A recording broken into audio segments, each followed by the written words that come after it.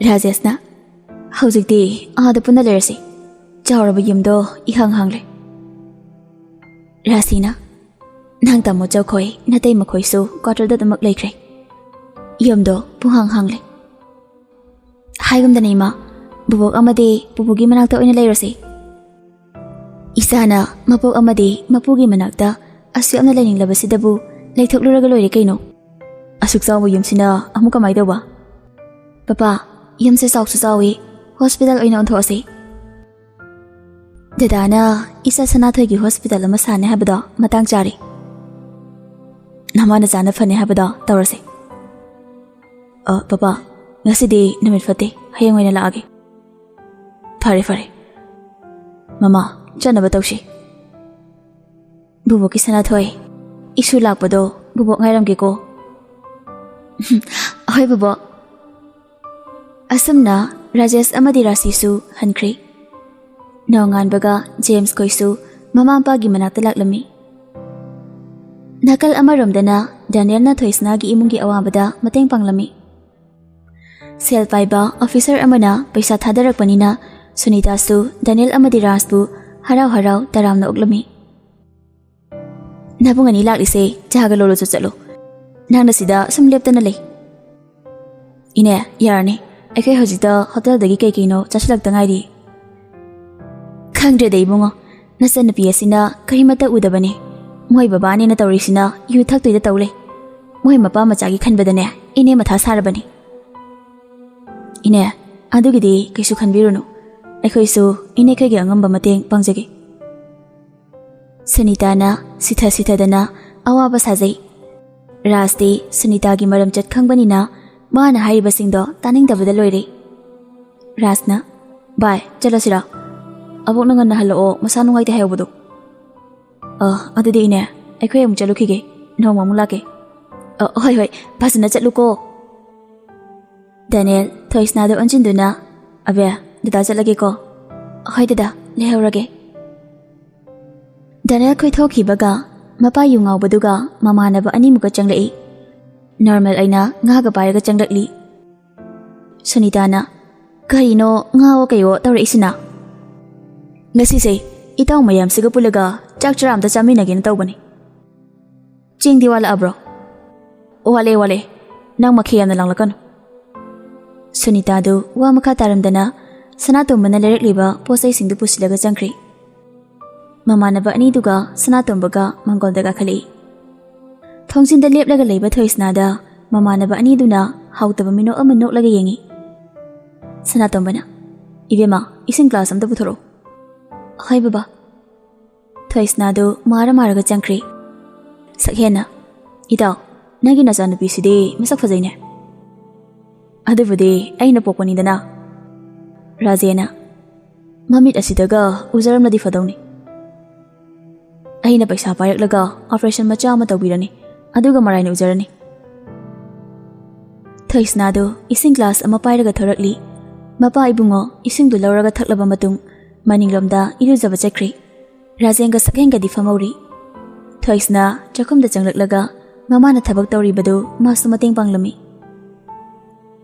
Namidangdu mamanaba aniduga paraga sanatomba sanay yunaydana leiri Mama ibema Sunitana poroksanba lepte Sanatombadi ngawmandana sangna tingthoklaga hipkri Sakhenga Rajengadi gyantari Yengnaraga akhaba mino amasunoi Sakhena Itaima Kari amu watlajano pharaktam kawraklisina Murum solaga Sunita saksangdagi thari Kayo alagi bungo Ahima Moy babasidi tumna maline Rajena Itaima Itawsi pusilaga pothanbiro Sunita na mapuroiba bukada pusinduna hifaladuna thorakli Sakhena Itaima churu amukta lobiro Sida paisa laire arembaduna itaimana oiro Lisingani chapi ama satoktuna pirakpaduda Sunita du mami thakri Arembadu oiro haibanina harauna paisa da lauraga dukandani haina senthoki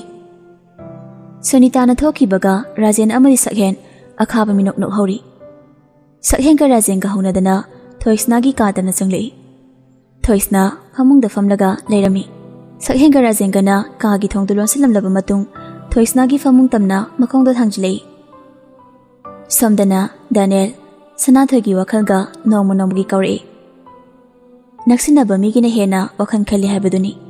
Thoisnagi leite lairgi wakhan khalaga mateng pangbidana adum leiri. Sanathoi ga arbigasu nuksinaba haidu oiri. Ahal laman singsu mabanibu luhongbinabu wakhan khalakli. James na Papa ga karnungai nakidabani tamo dozarsu lakpangamda leiri. Aduni aisu haise. Pumnamakto kauthoknaba tamlasi. Sigadaba kuidraba ikhoina hauji inaba oiraga kaidaudoino. Langlena Ise Ranjanado hayeng laki hairi. Rasina Phare phare sam thintadana leiba haunade. Isugi haktaksidagi aikhoi puna miyoiba moina nuksinagadabani.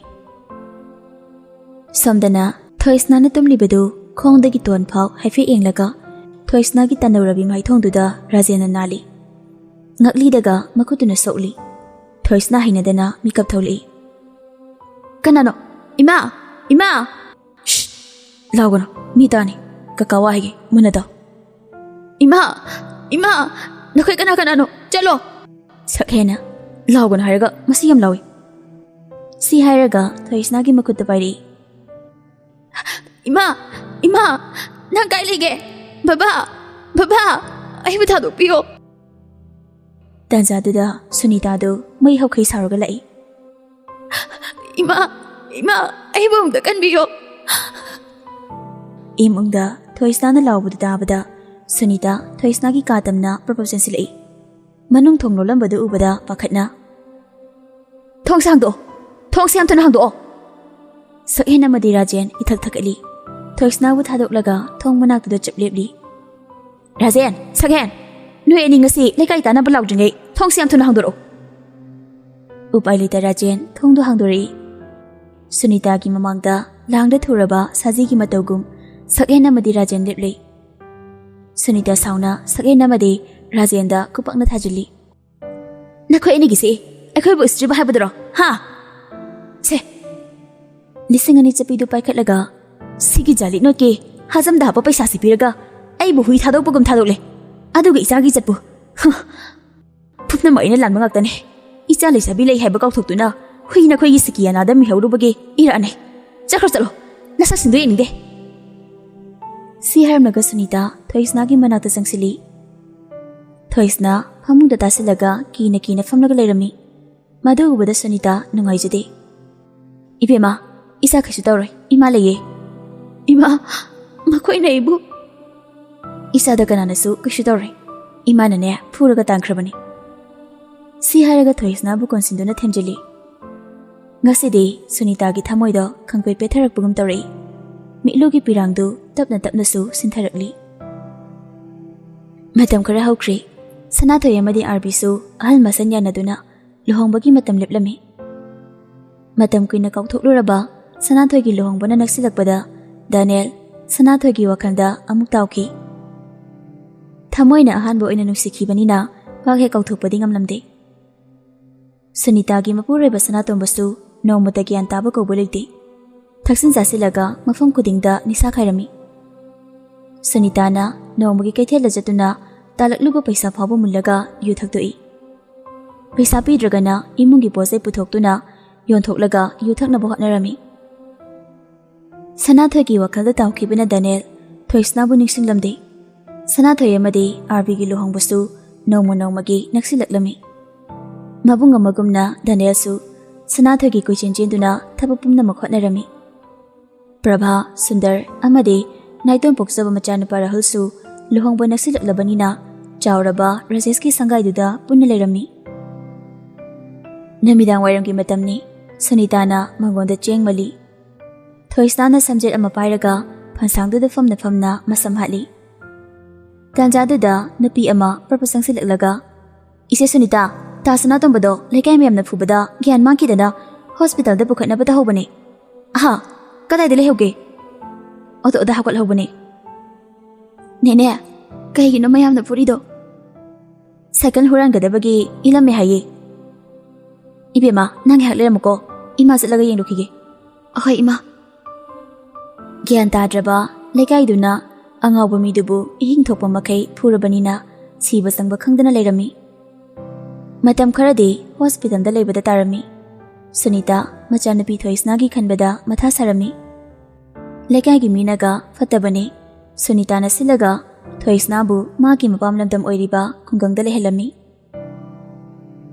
ꯃꯇꯝ ꯀꯨꯏꯅꯗꯒꯤ ꯉꯥꯏꯖꯔꯛꯄ ꯅꯨꯃꯤꯠ ꯑꯥꯔꯕꯤ ꯑꯃꯗꯤ ꯁꯅꯥꯊꯣꯏꯒꯤ ꯂꯨꯍꯣꯡꯕꯗ ꯉꯁꯤ ꯑꯣꯏꯔꯝꯃꯤ꯫ ꯅꯤꯡꯖꯕ ꯄꯥꯝꯃꯨꯕ ꯃꯍꯥꯛꯀꯤ ꯉꯛꯁꯝꯗ ꯍꯨꯛꯅꯕ ꯍꯥꯏꯗꯨꯅ ꯁꯅꯥꯊꯣꯏ ꯃꯥꯡꯒꯣꯜꯗ ꯐꯝꯂꯒ ꯀꯨꯟꯗꯣ ꯂꯦꯡꯂꯤ꯫ ꯐꯣꯇꯣꯒ꯭ꯔꯥꯐꯔꯗꯨꯅ ꯄꯣꯁ ꯃꯈꯜ ꯃꯈꯜꯗ ꯁꯅꯥꯊꯣꯏꯒꯤ ꯐꯣꯇꯣ ꯀꯥꯞꯂꯝꯃꯤ꯫ ꯁꯣꯝꯗꯁꯨ ꯑꯥꯔꯕꯤꯗꯤ ꯍꯔꯥꯎꯕꯅ ꯃꯃꯣꯟꯇ ꯅꯣꯛꯂꯝꯃꯤ꯫ ꯃꯁꯥꯗꯨ ꯃꯊꯨꯞ ꯃꯔꯥꯡ ꯑꯃ ꯏꯍꯧ ꯍꯧꯏ꯫ ꯃꯇꯝ ꯁꯨꯝ ꯍꯧꯈꯤꯕꯅ ꯃꯃꯥ ꯃꯄꯥꯕꯨ ꯈꯨꯔꯨꯝꯂꯒ ꯕꯣꯔ ꯖꯇ꯭ꯔꯥ ꯇꯧꯗꯨꯅ ꯕꯣꯔ ꯁꯥꯜꯂꯛꯂꯤ꯫ ꯁꯣꯝꯗꯁꯨ ꯁꯅꯥꯊꯣꯏ ꯄꯣꯠꯂꯣꯏꯗꯨꯒ ꯂꯥꯏ ꯃꯆꯥꯕꯨ ꯃꯥꯜꯂꯤ꯫ ꯑꯎꯕ ꯀꯌꯥꯅ ꯉꯥꯎꯔꯣꯏꯗꯕ ꯑꯃꯠꯇ ꯌꯥꯎꯗꯦ꯫ ꯉꯥꯏꯍꯥꯛꯀꯤ ꯃꯇꯨꯡꯗ ꯙꯣꯜꯒꯤ ꯃꯈꯣꯜ ꯇꯥꯔꯛꯂꯤ꯫ ꯁꯅꯥꯊꯣꯏ ꯃꯁꯥꯗꯣ ꯂꯩꯐꯝ ꯈꯪꯗꯦ ꯏꯊꯛ ꯊꯛꯒꯠꯂꯤ꯫ ꯕꯣꯔꯒꯤ ꯐꯝꯐꯝꯂꯥꯡꯗ ꯂꯦꯡꯁꯤꯟꯈꯤꯗꯨꯅ ꯑꯥꯔꯕꯤ ꯆꯤꯡꯂꯦꯝꯅ ꯐꯝꯈ꯭ꯔꯤ꯫ ꯇꯤꯜꯂꯝꯕ ꯃꯤꯁꯤꯡ ꯑꯥꯔꯕꯤꯗꯒꯤ ꯃꯤꯠꯐꯝ ꯍꯣꯡꯅꯗꯦ꯫ ꯉꯥꯏꯍꯥꯛꯀꯤ ꯃꯇꯨꯡ ꯀꯩꯅꯥ ꯑꯣꯏꯔꯤꯕꯤ ꯁꯅꯥꯊꯣꯏꯁꯨ ꯄꯣꯠꯂꯣꯏꯗꯨꯒ ꯅꯣꯝ ꯅꯣꯝꯗꯨꯅ ꯊꯣꯔꯛꯇꯨꯅ ꯑꯥꯔꯕꯤꯒꯤ ꯅꯥꯀꯟꯗ ꯐꯝꯂꯔꯤ꯫ ꯕꯣꯔꯅ ꯐꯖꯕꯅꯤ, ꯀꯩꯅꯥꯅ ꯐꯖꯕꯅꯤ, ꯑꯃꯅ ꯍꯦꯟꯗꯦ ꯑꯃꯅ ꯇꯥꯗꯦ, ꯃꯤꯌꯥꯝꯅ ꯀꯜꯂꯛꯅꯕ ꯍꯥꯏꯕꯗꯣ ꯑꯣꯏꯔꯝꯃꯤ꯫ ꯑꯁꯨꯝꯅ ꯂꯨꯍꯣꯡꯕꯗꯨ ꯍꯔꯥꯎ ꯍꯔꯥꯎ ꯂꯣꯏꯁꯤꯟꯈ꯭ꯔꯦ꯫ ꯗꯥꯅꯤꯌꯦꯜ ꯀꯞꯆꯍꯧꯕ ꯅꯠꯇꯅ ꯎꯄꯥꯏ ꯂꯩꯔꯝꯗꯦ꯫ ꯊꯃꯣꯏꯒꯤ ꯅꯨꯡꯁꯤꯕꯕꯨ ꯃꯇꯝ ꯆꯥꯅ ꯐꯣꯡꯗꯣꯛꯍꯧꯗꯕꯒꯤ ꯃꯔꯥꯅꯤ ꯍꯥꯏꯅ ꯑꯃꯨꯛꯁꯨ ꯈꯟꯗꯣꯛꯏ꯫ ꯀꯩꯅꯥ ꯊꯤꯂꯛꯂꯝꯕ ꯑꯍꯜ ꯂꯃꯟꯁꯤꯡꯁꯨ ꯍꯟꯅꯈ꯭ꯔꯦ꯫ ꯆꯤꯛꯂꯕ ꯀꯥꯗꯨꯗ ꯍꯧꯖꯤꯛꯇꯤ ꯁꯅꯥꯊꯣꯏ ꯃꯊꯟꯇ ꯉꯥꯏꯍꯧꯔꯤ꯫ ꯅꯨꯆꯥ ꯑꯣꯏꯕꯤꯅ ꯃꯄꯥꯝ ꯂꯝꯗꯝ ꯊꯥꯗꯣꯛꯂꯝꯕꯒꯤ ꯃꯕꯨꯛꯅꯤꯡ ꯅꯨꯡꯁꯤꯖꯩ꯫ ꯇꯥꯟꯖꯥꯗꯨꯗ ꯁꯤꯂꯩꯃ ꯆꯪꯁꯤꯜꯂꯛꯑꯒ, ꯁꯅꯥꯊꯣꯏ, ꯑꯌꯥ ꯁꯣꯔꯤ, ꯏꯅꯝꯃ, ꯃꯃꯥꯅ ꯆꯥꯛ ꯆꯥꯔꯁꯤ ꯂꯥꯛꯑꯣ ꯍꯥꯏꯋꯤ꯫ ꯃꯤꯡ ꯑꯗꯨꯝ ꯀꯧꯋꯣ꯫ ꯇꯧꯍꯩꯗꯦꯍꯦ, ꯑꯩꯅ ꯍꯦꯟꯅ ꯍꯩꯅꯗ꯭ꯔꯤꯅꯤ꯫ ꯂꯥꯎ ꯆꯠꯂꯁꯤ꯫ ꯑꯁꯨꯝꯅ ꯁꯤꯂꯩꯃꯒ ꯄꯨꯟꯅ ꯊꯣꯔꯛꯇꯨꯅ ꯑꯥꯔꯕꯤꯒꯤ ꯆꯥꯔꯝꯕꯒꯤ ꯑꯔꯦꯝꯕꯗꯨ ꯍꯧꯅꯕꯤ ꯃꯇꯨꯡ ꯏꯟꯅ ꯆꯥꯔꯝꯃꯤ꯫ ꯆꯥꯕ ꯊꯛꯄ ꯂꯣꯏꯔꯕ ꯃꯇꯨꯡ ꯊꯕꯛ ꯏꯪꯈꯥꯡ ꯂꯣꯏꯔꯝꯂꯒ ꯁꯅꯥꯊꯣꯏ ꯀꯥꯗ ꯆꯪꯂꯛꯂꯤ꯫ ꯕꯥꯠꯔꯨꯝꯗ ꯆꯪꯁꯤꯟꯗꯨꯅ ꯃꯃꯤꯠ ꯁꯦꯡꯅ ꯇꯥꯊꯣꯛꯂꯨꯔꯒ ꯊꯣꯔꯛꯄꯗ ꯑꯥꯔꯕꯤꯗꯣ ꯑꯟꯗꯔꯋꯦꯌꯔ ꯑꯃ ꯁꯦꯠꯂꯒ ꯃꯐꯤ ꯍꯣꯡꯗꯣꯏ ꯇꯧꯔꯒ ꯂꯩꯔꯝꯃꯤ꯫ ꯁꯅꯥꯊꯣꯏ ꯈꯪꯄ꯭ꯔꯦꯛ ꯈꯪꯉꯤ꯫ ꯏꯃꯥ! ꯁꯤ ꯍꯥꯏꯔꯝꯂꯒ ꯕꯥꯠꯔꯨꯝꯗ ꯑꯃꯨꯛ ꯄꯥꯏꯁꯤꯟꯈ꯭ꯔꯤ꯫ ꯑꯥꯔꯕꯤꯁꯨ ꯏꯊꯛ ꯊꯛꯀꯠꯅ ꯈꯨꯗꯩꯗꯨ ꯁꯦꯠꯆꯤꯜꯂꯤ꯫